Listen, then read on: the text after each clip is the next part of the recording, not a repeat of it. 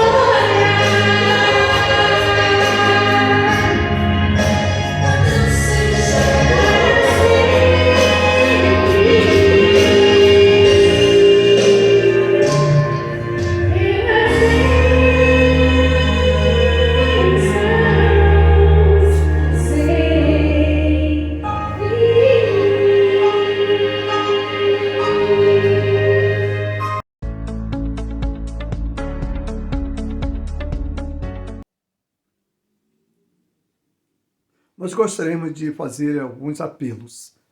Primeiro, que os membros da igreja procurassem contribuir através das suas ofertas, através dos seus dízimos e também através das suas primícias. Nós temos muitas pessoas que estão precisando, a igreja fazendo cesta básica, então a igreja está contando com você. Contribua, participe e ajude. O pão não é seu, o pão é nosso.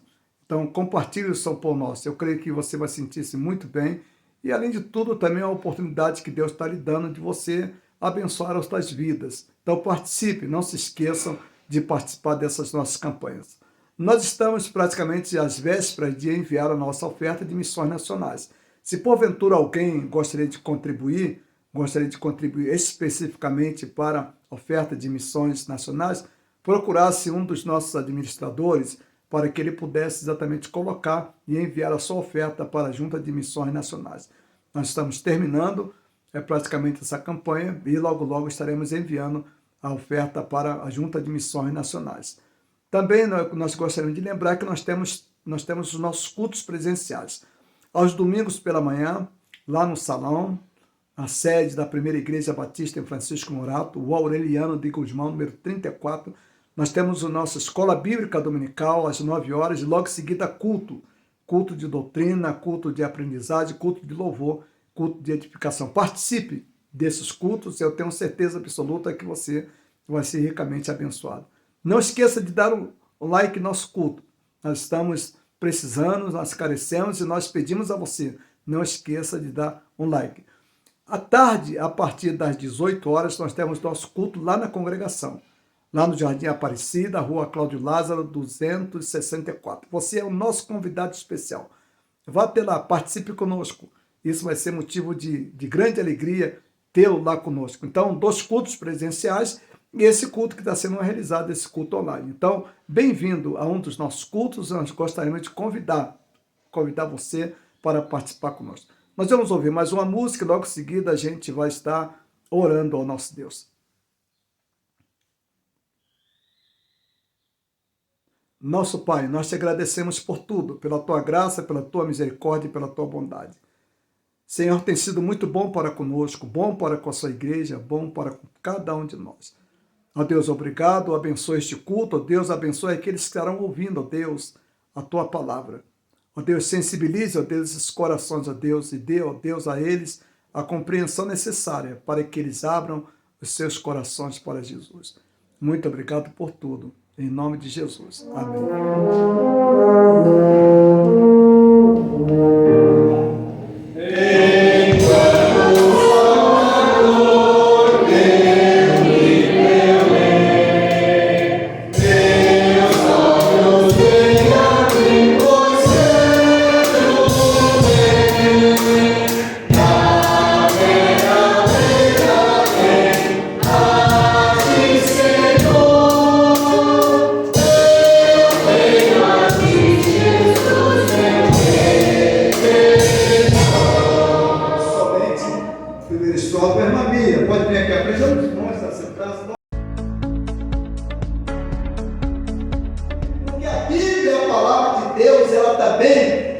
Ela muda o nosso caráter, ela muda o nosso estilo de vida, ela nos ensina a viver. E quando ela nos ensina a viver, irmãos, o padrão de vida que nós adquirimos, ele transforma as nossas vidas, abençoa as nossas vidas se tornam vidas abençoadoras. Além de sermos abençoados, também nossas vidas se tornam vidas abençoadoras. Então nós temos lá na reforma, chamada reforma protestante, nós temos as chamadas 5 somente. Somente a graça é que nós vimos no ano passado. Lutero dizia, o homem só pode ser salvo pela graça de Deus. Os objetos que são vendidos, as curas que são vendidas, o dinheiro que você emprega não é para a sua salvação. A igreja cobrava, dizendo que se você não pagasse, você não poderia entrar nos céus. E Lutero diz, não. Você é salvo pela graça. E ele vai tratar isso quando ele lê Romanos ele vai também depois fazer a leitura também de Efésios, ele vai ler as cartas de Paulo e ele vai ver exatamente isso, que o homem é salvo pela graça de Deus, você não é salvo por aquilo que você tem, você não é salvo por aquilo que você dá, você não é salvo pelos seus méritos. E aí Paulo diz, Efésios capítulo 2, versículos 8 e 9, são versículos que todos nós devemos ter em mente, porque pela graça de salvos, por meio da fé, e isto não vem da força, não vem de quê? Das obras, para que ninguém se glorie.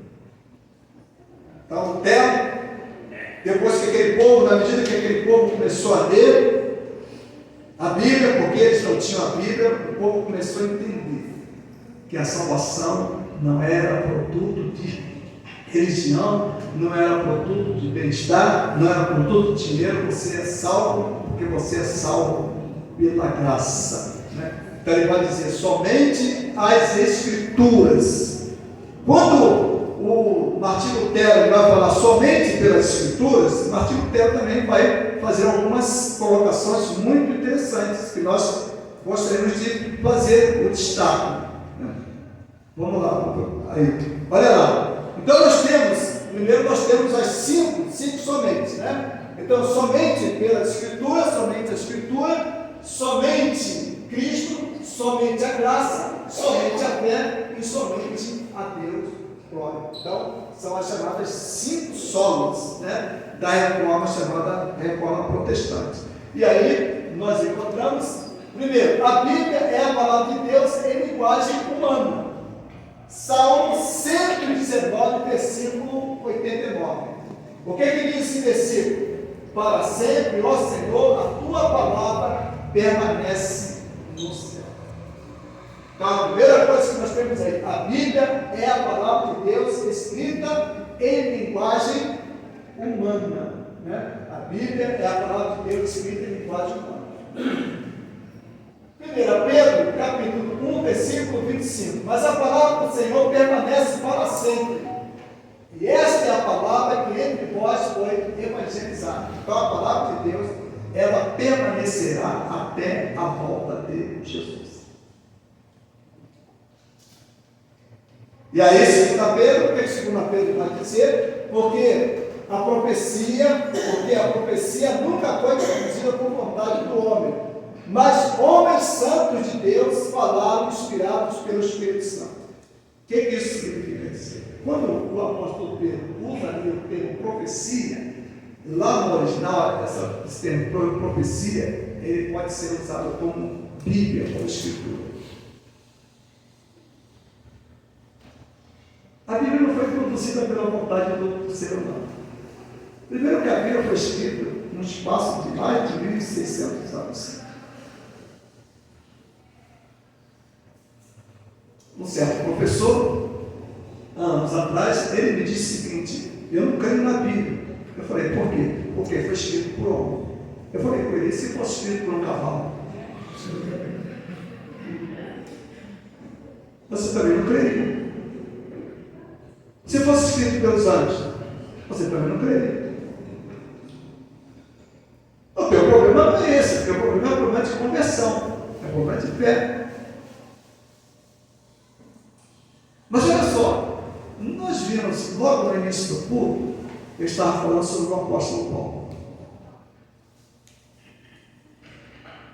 A Bíblia não foi escrita de forma mecânica, como alguns querem. O que significa? Deus abriu a cabeça dos homens, abriu a cabeça daquelas pessoas e foi lá e despejou o que eles deveriam escrever na Bíblia. Não foi assim. Em primeiro lugar, Deus entrou no coração daqueles homens, trabalhou naqueles corações imperfeitos, naquelas vidas marcadas ainda por alguns resquícios de pecado, ou alguns pecados grotescos. E na medida que Deus ia apontando, Deus ia falando, aqueles homens, eles iam escrevendo. Mas nessa escrita que os homens escreviam, evidentemente que estavam marcados lá as suas culturas, as suas diferenças. Porque a Bíblia ela vai tratar de questões humanas. É Deus tratando conosco, é Deus falando conosco. E aí os irmãos vão encontrar lá, por exemplo, os evangélicos. Um evangélico fala que era um cego, outro fala que era duas coisas, está com verdade. Os dois são cegos. Por quê? Porque para um evangelista, dois cegos eram importantes. Para um outro evangelista, um cego era importante.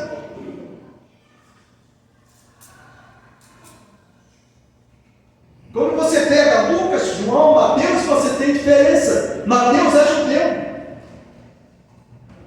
Lucas é gentil. Mateus é coletor de impostos, ele trabalhava com dinheiro. Lucas era médico, historiador. São visões diferentes sobre o mesmo tema, claro, evidentemente. Por isso que aqui na igreja, graças a Deus, vocês têm visões diferentes, vocês têm pensamentos diferentes. Aqui na igreja ninguém é obrigado a pensar nos pensamentos que nós temos iguais.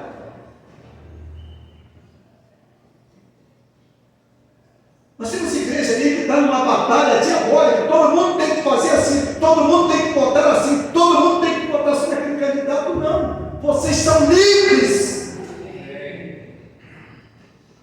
O dia que eu determinar isso, vocês podem me internar. Nem para nossas filhas, nem para nossos lares. Olha lá. João escreve de uma maneira, Lucas escreve de outra maneira, Mateus escreve de outra maneira e Marcos escreve de outra maneira. 4 visões diferentes. Que é o trabalho do Espírito Santo de Deus? O trabalho do Espírito Santo de Deus é trabalhar nesses corações e colocar ali a sua palavra para que esses homens, para que eles falem inspirados por Deus. Então, eles começam a escrever a Bíblia, mas eles escrevem dentro da cultura deles. Falando de quem? Falando exatamente de Deus. Então, porque a profecia, a Bíblia, nunca foi produzida por vontade de homem. Não foi o homem que decidiu. Os irmãos sabiam que os 4 evangelhos foram a parte da Bíblia que mais demorou a ser escrita? A carta de Tessalonicenses foi escrita, as 2 cartas foram escritas antes dos evangelhos. Sabe quando foi escrito o Evangelho? Por que foi escrito os 4 Evangelhos? Quem é que pode me ajudar aí? Por quê?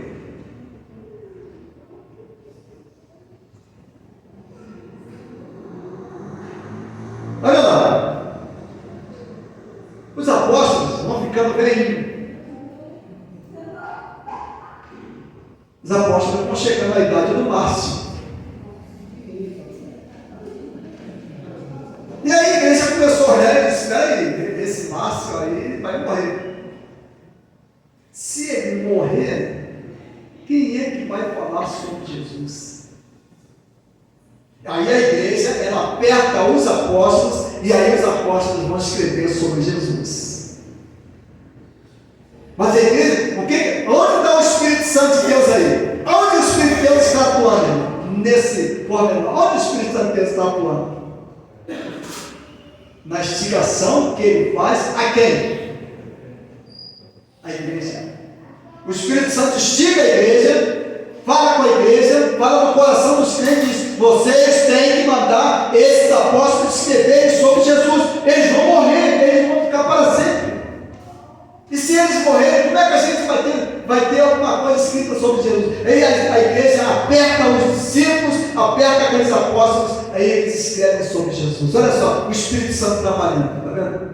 Trabalha na vida da igreja, depois ele vai trabalhar diretamente nos apóstolos, para que os apóstolos selecionassem os acontecimentos, colocassem em ordem e escrevessem sobre a vida de Jesus. Então a Bíblia, ela não foi produzida porque os cientistas quiseram, porque os homens quiseram. A Bíblia, a palavra de Deus, ela foi produzida pela vontade de Deus e pela vontade do próprio Espírito Santo. A segunda coisa importante que nós temos aí, olha, a Bíblia é a autoridade única em matéria de religião, fiel padrão pelo qual devem ser aferidas as doutrinas e a conduta dos homens. Preste atenção nisso. Isso é muito importante. A Bíblia, ela não é matéria, não é manual de ciência, embora ela tenha ciência. Se você quiser que a Bíblia interprete ciência, você vai se machucar, você vai se dar mal e você vai ficar incrédulo. Mas a Bíblia é um livro que vai tratar o quê? A Bíblia é um livro que vai tratar sobre o relacionamento de Deus com o homem. A Bíblia vai tratar sobre o quê? A Bíblia vai tratar sobre as condutas e as doutrinas. Agora preste bem atenção no que eu vou falar, para você não ficar dando soco em ponta de faca. A Bíblia vai tratar sobre a conduta dos crentes.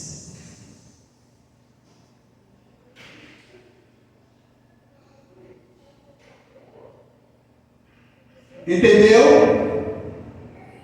Então não adianta você ficar nervoso e nervosa com o que acontece lá fora. Porque aí você está agindo igual antes da reforma, querendo que lá fora haja como se fosse crente. Vai dar certo. Qual é o comportamento lá de fora? Adultério, roubo, corrupção, malignidade. Esses são os comportamentos lá de fora. Quais são os comportamentos aqui de dentro? Hein? Vocês sabem? Nós temos alguns princípios aonde? Lembra-se do passado? Vamos lá, Gálatas, o quê? E o que mais? Abre aí.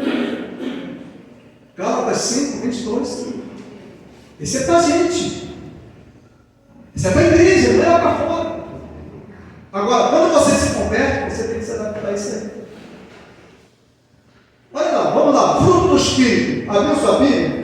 O que diz aí? Leia. Abriu? Abre aí. Gálatas, capítulo 5, a partir do versículo 22.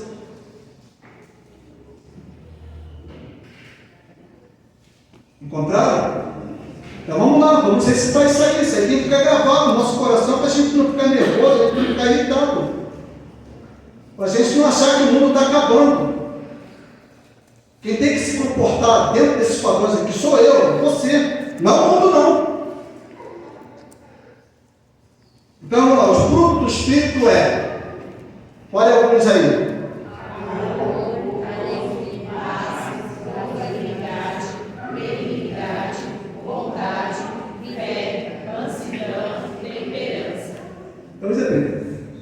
Isso você tem que ter. Agora, é uma loucura o crente querer que o cara lá fora tenha isso. A Bíblia diz que quem está lá fora tem que, normalmente quem está lá fora é marcado por isso aqui. Ainda Gálatas, vamos lá. Gálatas capítulo número 5, vamos abrir, porque isso a gente tem que aprender, a gente tem que dominar isso aí. Isso aí tem que estar exatamente na nossa vivência, isso aí tem que estar dentro dos nossos corações. Gálatas capítulo número 5, vamos lá, onde fala sobre o fruto da maldade, onde fala as coisas ruins que acontecem. A partir do 19, leia aí todos, a partir do 19, o que diz? 16. Então vamos lá, as obras da carne. Quem é que vive na carne? Os meus parentes que não têm Jesus. Os meus parentes, os parentes dos irmãos não. Os irmãos não podem mexer com os irmãos, se os irmãos ficam errados. Mas os meus parentes que não têm Jesus, eles têm que ter isso aí. Se eu exigir que eles tenham, que eu tenho, eu estou contra a palavra de Deus. O que os meus parentes que não têm Jesus têm que ter? Leia aí. Adultério, fornicação, impureza, lascívia.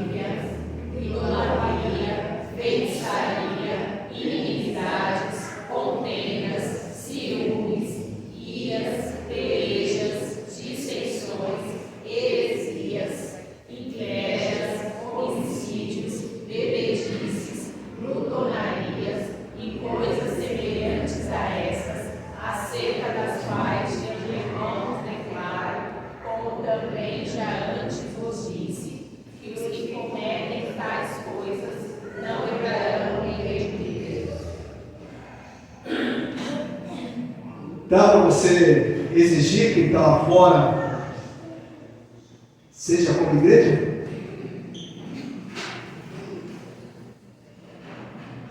Dá para exigir? É possível?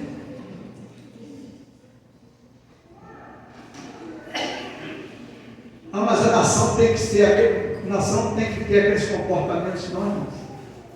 A nação tem que ter isso aí. Nação é isso aí.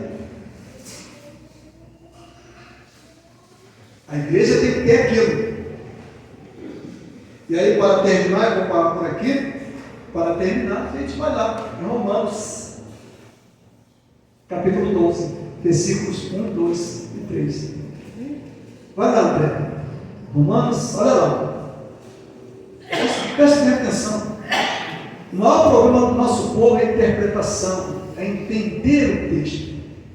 Rogo-vos, pois, irmãos, pela compaixão de Deus, que apresenteis os vossos corpos em sacrifício vivo, santo e agradável a Deus, que é o vosso culto o quê?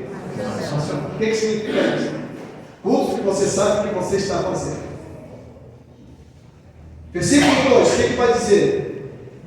Não sejam conformados com este mundo, mas sejam transformados pela renovação do vosso entendimento, para que experimenteis qual seja a boa, agradável e perfeita vontade de Deus. Então, veja bem, e não sedes conformados com este mundo, mas sedes transformados pela briga, pela violência, pela agressão. O que diz o texto? Pela renovação do meu entendimento, irmão. O meu entendimento, quem trabalha nele é o Espírito Santo de Deus.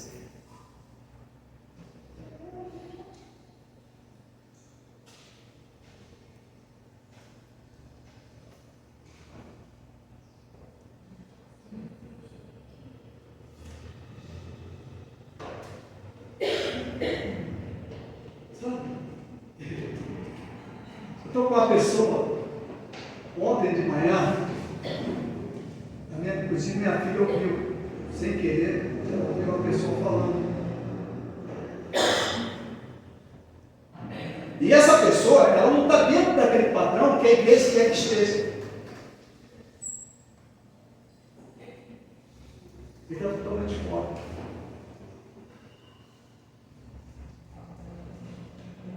Mas ele sente em seu coração, ele sente em sua vida, o testemunho dele é um testemunho de que ele está em contato com alguém que tem o quê? Que tem renovação do entendimento. Como é que eu entendo essas coisas? Quem vai me esclarecer isso é o Espírito Santo de Deus. E o Espírito Santo de Deus, ele vai agora me convencer, ele vai trabalhar no meu coração para que eu influencie outras pessoas. Eu vou influenciar essas pessoas no comportamento, nas atitudes, nas palavras. E não seja conformado com este mundo. Eu me conformo com este mundo, com as coisas que estão acontecendo. Agora, eu não me conformo com todas, eu não me conformo com porque os evangélicos agora separaram pecado. Pecado que pode cometer e pecado que não pode cometer.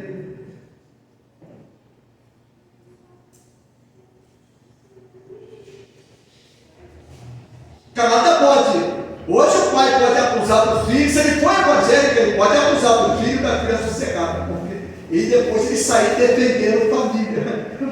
Gente, eu estou ficando louco. Essa semana alguém me escreveu lá do Paraná. O senhor tem que defender a família. Pô, o avô foi abusador. O irmão está preso. Era regente do coral, está preso porque abusou da sua filha. Eu ouvi muitas das vezes a queixa da mãe e da menina sendo abusada por aquele padrasto. O outro irmão dele também é a mesma coisa. Aí o outro me fala sobre família, eu fiquei olhando e falei, meu Deus, eu não sei se estou ficando louco o que está acontecendo.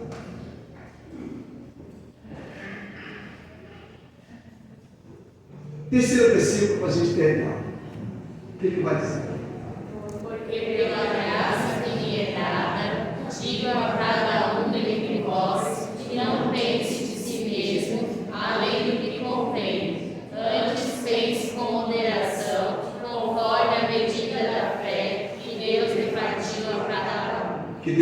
abençoe a sua palavra lida aos nossos corações.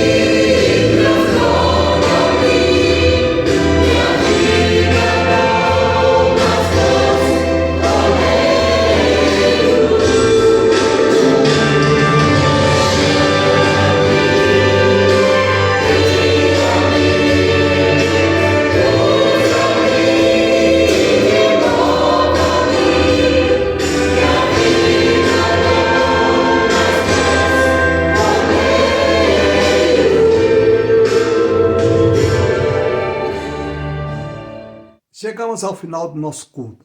O nosso muito obrigado por você ter participado conosco, ter estado conosco até o final desse culto. E gostaríamos de convidá-los para que você volte no próximo domingo, neste mesmo horário.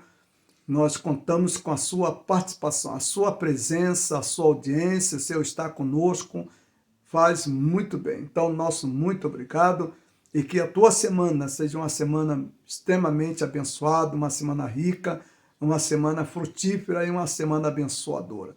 Então, que Deus abençoe. Nosso Pai, muito obrigado, ó Deus, pelos momentos que passamos juntos, ó Deus. Abençoe teus servos e as tuas servas, ó Deus, e também todos aqueles, ó Deus, que estiveram ouvindo, ó Deus, a nossa voz, participando, ó Deus, desse culto. Muito obrigado, ó Deus, em nome de Jesus. Amém. Amém. Até o próximo domingo, uma boa semana e que Deus te abençoe.